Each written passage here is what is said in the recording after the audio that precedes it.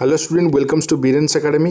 देख ये online district choice filling जो सिलेक्टेड कैंडिडेट मान आसी TGT arts PCM CBZ classical teacher Sanskrit not government fully aided जो आमर हाई स्कूल अच्छी से तो ये कौन करा ना तुम जो ऑनलाइन जो फॉर्म फिलअप हम ए तुम सो 19/12 तो यहाँ तुम नोटिस आसती है तो ये तुम केबू स्टार्ट हो choice of locking for district 31 December 2024 रु 11टा स्टार्ट हो एंड डेट हो 31 जानुआरी 3 जानुआरी 2025 है।